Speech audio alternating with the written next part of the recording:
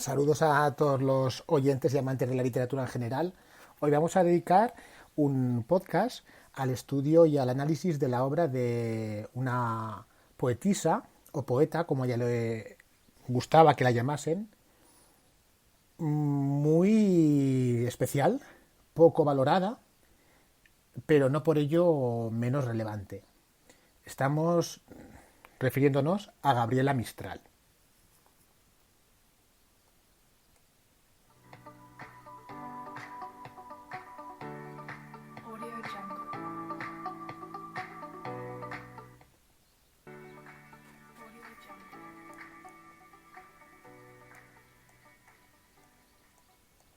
Gabriela Mistral en realidad adoptó como seudónimo el nombre con el que la conocemos y lo hizo en honor de dos poetas, dos escritores que ella admiraba muchísimo. Gabriele de Annunzio y un poeta menor en cuanto a la trascendencia que ha recibido a lo largo de la historia de la literatura, que llevaba tenía como apellido, en concreto, también Mistral.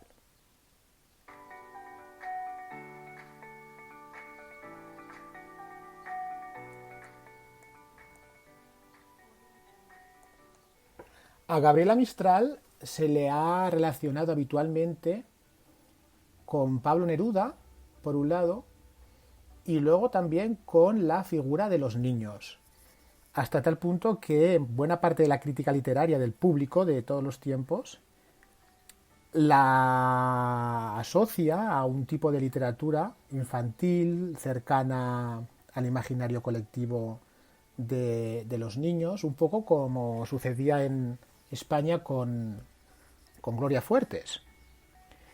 Y en definitiva el objetivo de este pequeño programa de podcast es reivindicar su figura y ampliar un poco la visión que de su poesía es justo que extraigamos.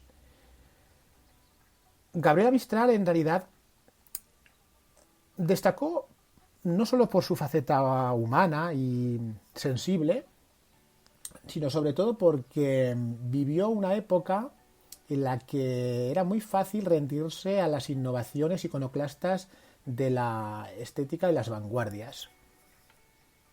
Ella en realidad,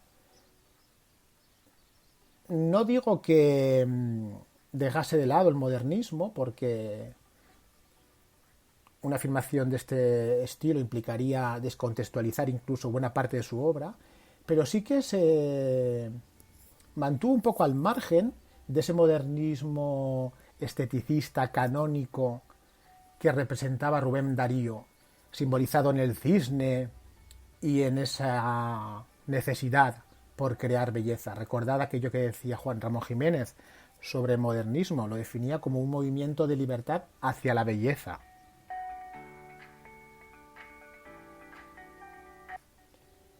Gabriela Mistral fue capaz de componer un tipo de literatura de una gran hondura humana que resultaba tremendamente lírica, en un tono confesional y siempre impulsada por un aliento retórico, sincero y natural, nada esteticista. A ella en realidad le gustaba que la llamaran poeta en lugar de poetisa. Y fue una madre, dirían que frustrada, al mismo tiempo que una maestra entusiasta. Desempeñó grandes funciones en el mundo de la administración, de la diplomacia, puesto que como Neruda trabajó como cónsul dentro de las embajadas y de los espacios bien definidos en la administración de toda Europa, incluso de parte de América Latina y de Estados Unidos. Y más allá de su labor como profesora, diplomática, conferenciante, que también lo fue porque impartió muchísimas conferencias a lo largo y ancho de nuestro globo terráqueo, prácticamente, ella logró crear una voz popular propia, cercana al habla del campesino chileno, que permitió siempre unir su literatura a la cultura indígena de Chile y de la América Latina. En este sentido es precursora de Neruda, no solo por haber adelantado buena parte de los temas que Pablo Neruda abordaría en su Canto General en 1967, sino que, sobre todo, porque siempre se mantuvo vinculada a los desfavorecidos, a los necesitados, a los humildes y, en cierta medida, sus versos se hacen eco de todas las voces de aquellas personas que de alguna manera fueron ignoradas en el anonimato, en la injusticia de la historia y sobre todo como resultado de ese imperialismo tan inhumano que caracterizó a buena parte de la literatura de principios del siglo XX. El imperialismo y el colonialismo americano, europeo, todo esto para Gabriela Mistral fue una necesidad inevitable y un requerimiento que necesitaba de un himno a América Latina, un himno entonado desde sus propios versos. De allí que buena parte de sus primeras obras fuesen un homenaje al indigenismo y al pueblo chileno y americano en general. En este sentido, el Poema de Chile, obra de Gabriela Mistral publicada en 1967 póstumamente, es un precedente del Canto General, como hemos dicho anteriormente, de Pablo Neruda. Nuestra poetisa comenzó a publicar en torno a los años 20. Su primer libro conocido fue publicado, vio la luz en 1922, lleva por título Desolación, y se caracteriza, según Piedad Bonet, por componer una poesía clásica de tintes modernistas, impregnada por un cristianismo primitivo, donde el género humano está considerado un mártir dolorido que sufre. La figura de Cristo en la cruz es símbolo del padecimiento, de la tragedia del género humano y el dolor de las personas, de sus paisanos, que más sufrieron la dureza de la vida. A su vez, existe un marcado tono y fondo autobiográfico en esta obra titulada Desolación. Os voy a leer unos versos de esta primera obra para que os deis cuenta de hasta qué punto la vida, las experiencias, el dolor, los complejos de Gabriela Mistral tuvieron su reflejo en la literatura, en su poesía. Os leo La mujer estéril, la mujer que no mece a un hijo en el regazo, cuyo calor y aroma alcance a sus entrañas, tiene una laxitud de mundo entre los brazos, todo su corazón congoja inmensa baña. El lirio le recuerda unas sienes de infante, el ángelus le pide otra boca con ruego, e interroga la fuente de seno de diamante, ¿por qué su sabio quiebra el cristal en sosiego? Y al contemplar sus ojos se acuerda de la azada, piensa que los de su hijo no mirará extasiada, al vaciarse sus ojos los follajes de octubre.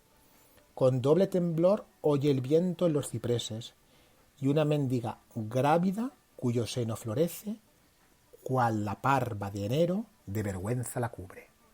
Bueno, Gabriela Mistral se ha considerado, alguien muy sensibilizado con el instinto materno. Ella siempre quiso tener hijos y en diferentes momentos de su vida, bien en la literatura o en las propias declaraciones que se recogieron en las entrevistas, dejó constancia de ese deseo. Su faceta de maestra en el entorno rural, también le sirvió no solo para acercarse a los niños y homenajearlos en sus poemas, sino para llevar su experiencia docente a la propia poesía. Para ella, el trabajo como profesora era una vocación muy digna que la sociedad debía reconocer. En un poema titulado La maestra rural, dedicado a Federico Dionís, deja constancia de esta necesidad. Dice: la maestra era pura, los suaves hortelanos, decía, de este predio que es predio de Jesús, han de conservar puros los ojos y las manos, guardar claros sus óleos para dar clara luz. La maestra era pobre, su reino no es humano.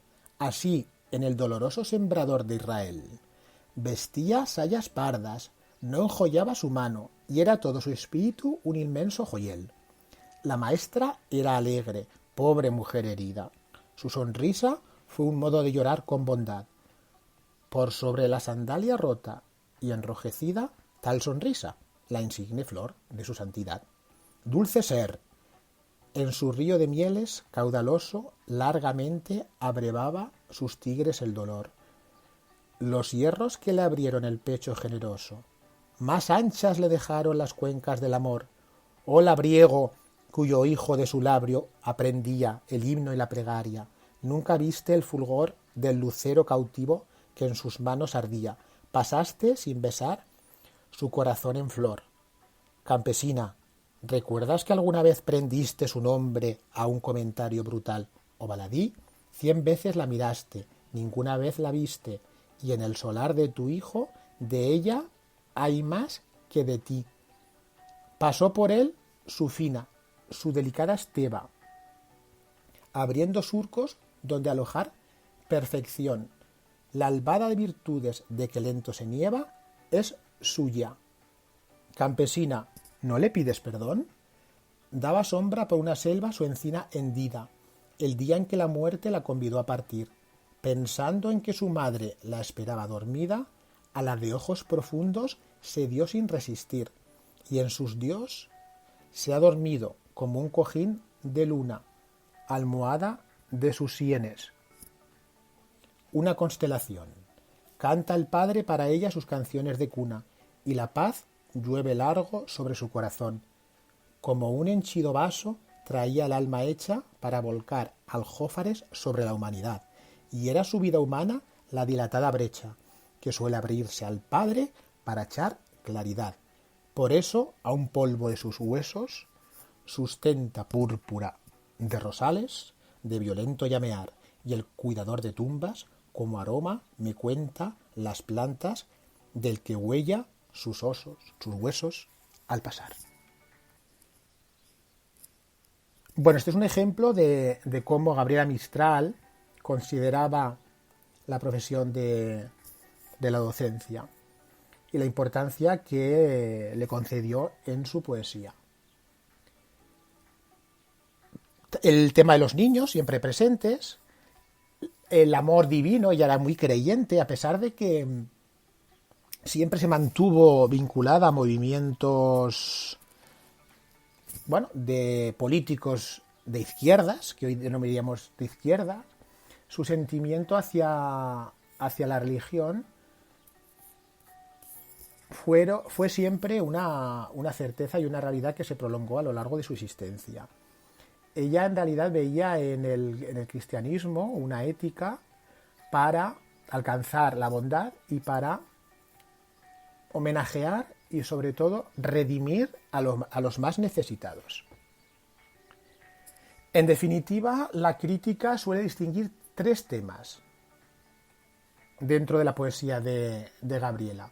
El sentido religioso del mundo, que está presente en este último poema.